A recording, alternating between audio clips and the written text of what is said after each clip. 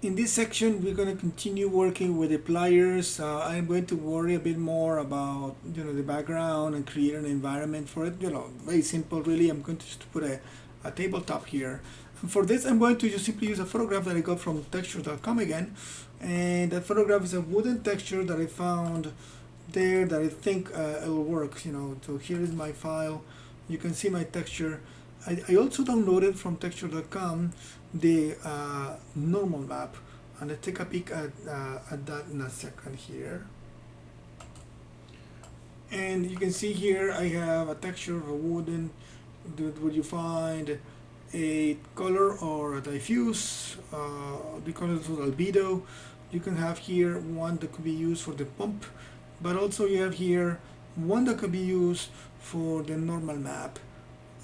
This one is actually for the roughness, which could be used for specularity if you wanted to. This one is another mask for ambient occlusion, which we'll learn in the future. So I downloaded this one, and I downloaded the albedo one, or diffuse, or color, if you want to call it that way. And there it's exactly slightly different. And then this one is a texture that I'm going to connect to a shader for that plane. So let me try doing that. So I'm going to just clean my graph here, this little icon. I'm going to create again a standard surface, and I'm going to start connecting on that one my under the base color, the file of that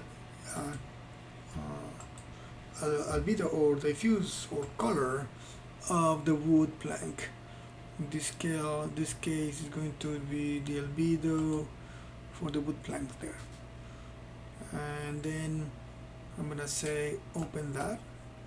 There it is. Let me make my icons a little bit larger so you get to see more of that. Then I'm going to connect to the bump of it, the normal map. And if you haven't seen how to generate the normal map in case of your textures, you should take a look at that video, which should be posted next to this one. So I'm going to go down to the geometry of this standard surface shader. I'm going to click on the bump. I'm going to change the file. I'm going to click on the file. I'm going to just go and look for that old plank normal map, which is that purplish image. And I'm going to change the bump node because this one won't be read as a bump. It will be read as a tangent space normals. So it works based on the normals of the surfaces, so that makes it a bit more efficient. And I'm going to apply them just like that for now to see what happens. So I'm going to just grab my object and assign my material there. Let me just get a little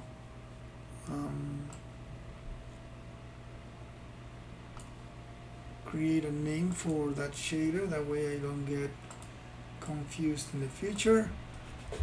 Wood. Okay, and I'm going to just simply test render it to see how that looks. It's actually rendering,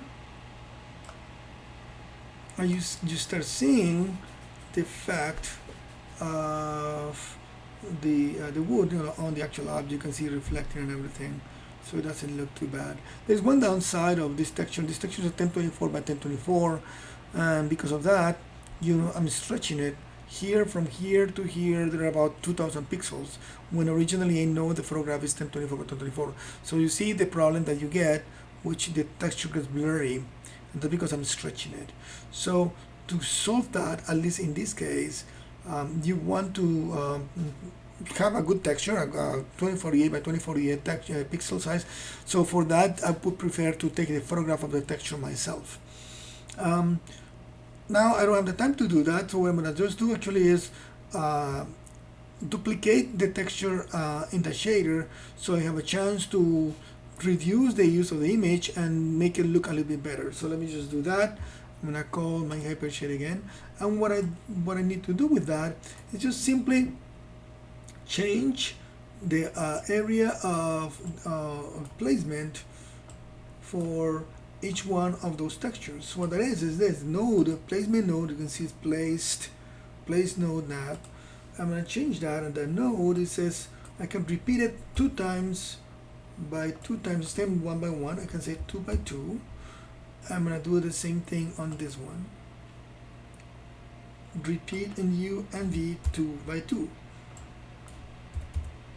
That way my texture becomes smaller, so I'm now using the texture probably from here till there, where that's less, and the image gets sharper and gets better. Let me mention a little bit about the normal map, because we didn't do one thing, and it is that normal maps or images, you gotta make sure that you understand. They come with what is called a color space, and the color space that they come with usually is RGB or super RGB or raw. And although we're not gonna get into explaining each one of those now, I know that this image came from texture.com as a raw image. So I'm just gonna lower that, so that's going to soften some of the effect here.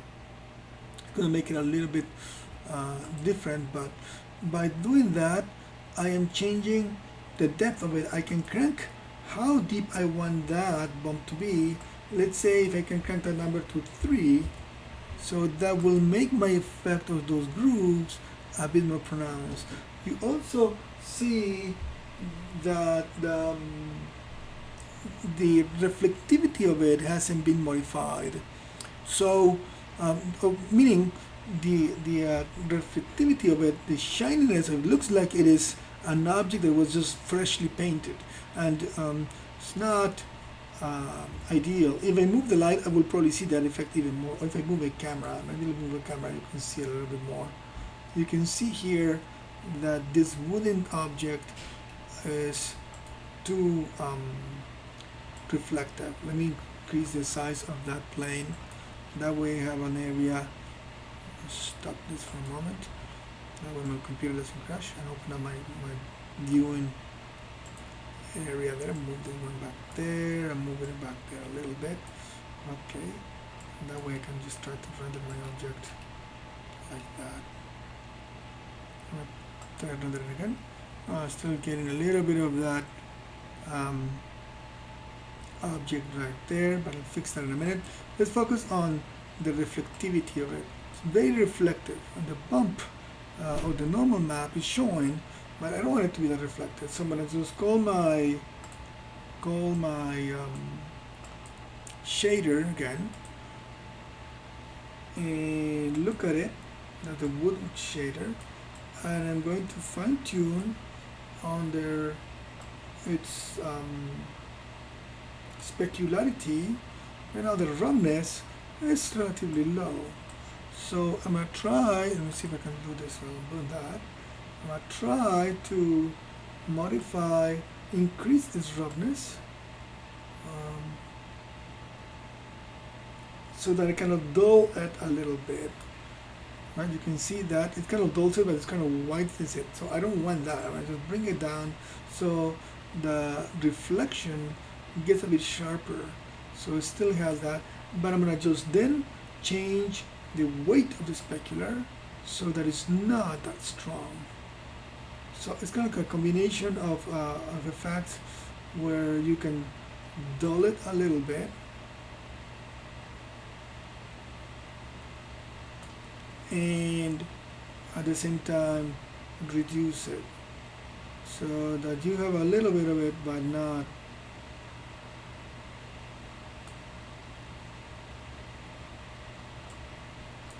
it's not extremely annoying.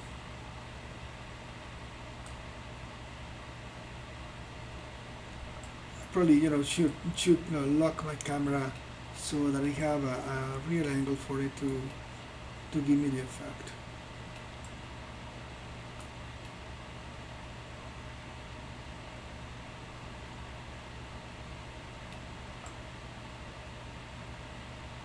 Alright, I'm going to keep it just like that, and I'm going to move that plane back a tiny bit. Let me just pause it here, that way my computer doesn't crash. Move it back there. So what is happening here is that I'm not seeing I don't want to see that black corner there, so I'm just trying to move my image. Probably better would be if I created a wall or something back there, so I can get a wooden effect, a better wooden effect there. Alright, so I'm going to just let it render there for a second, and that gives me a better effect of my pliers. I'm going to add to this. Let me just stop it there so it doesn't take forever.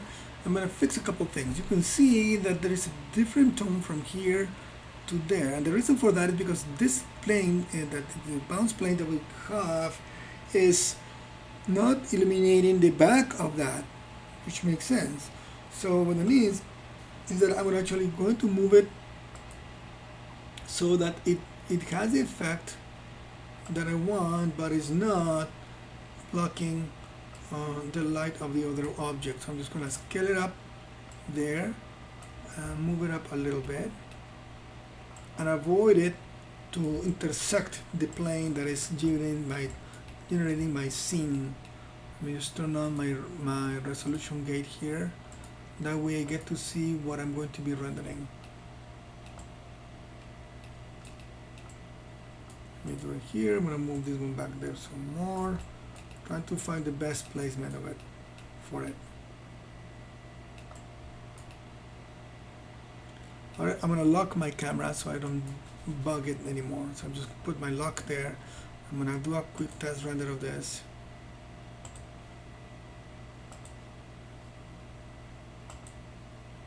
That's a little bit better. The fact that I moved my bounce card gave me a little bit dark spot here, which I'm not totally happy about. So I'm just gonna go. I'm just gonna stop this for a moment, minimize my window there. I'm gonna go and look at it from the different angle so that I can have, let's see if I can find it here. There it is. Maybe here.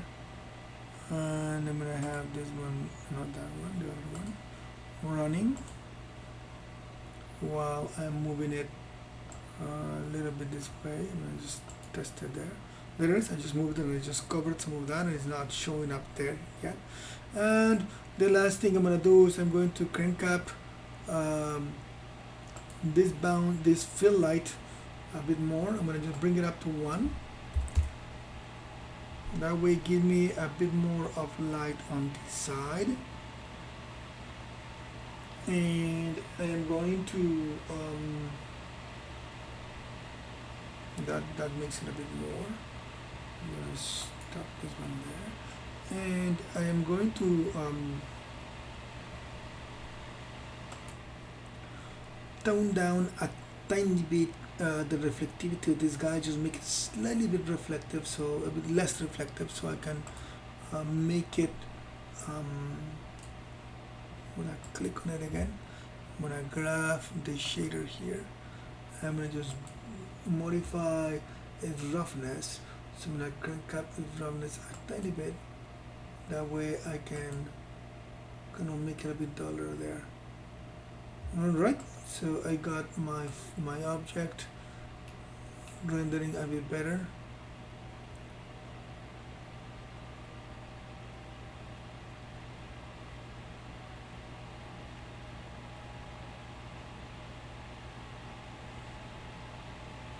And I see a little bit of my bump right there. I see my grooves right there, and I see nice reflection on my object.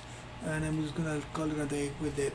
For now, that's the practice that I have, using some textures in Photoshop and some shaders in Maya, using Arnold, of course.